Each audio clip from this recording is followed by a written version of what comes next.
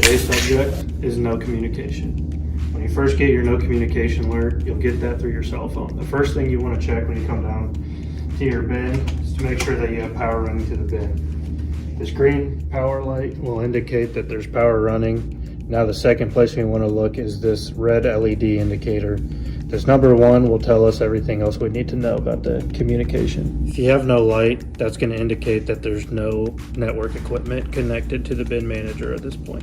A slow flash on red that matches the same speed as the green is going to indicate that it's searching for cell network. A fast, speedy flash is that it's attempting to connect to the platform.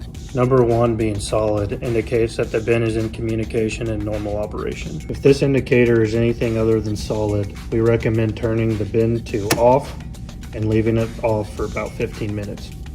Once 15 minutes has passed, go ahead and turn the bin back on, and we're going to watch these lights and wait to see if number 1 goes solid. I would give this part about 5 minutes. After 5 minutes, if your light has not gone solid, contact your dealer, customer support, or your AGI SureTrack coach.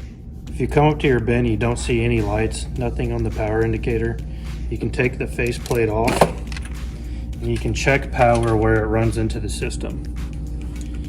Make sure you turn your voltmeter to alternating current, and we're going to expect a certain amount of current to go through there, so change it to the setting that matches your electrical system.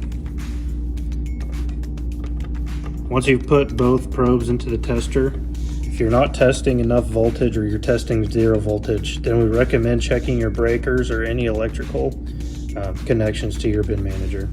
So if we do have power here, we're expecting whatever our electrical system is on. We're on 120, so we're expecting to see 120 coming out of this switch. Since we do have power running into the switch, the next thing we'll want to test is the fuse. We'll switch this over to ohms, and there's 2 testing points, or you can just pull the switch out or the fuse out. We want this to read 0 or close to 0.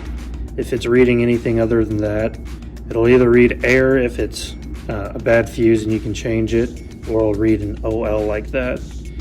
To test that your voltmeter is actually getting continuity, just place your leads together and you should get 0 or near 0. You want to have your red lead on the top, your black lead on the bottom, and you'll be wanting to see 24 volts coming out of that.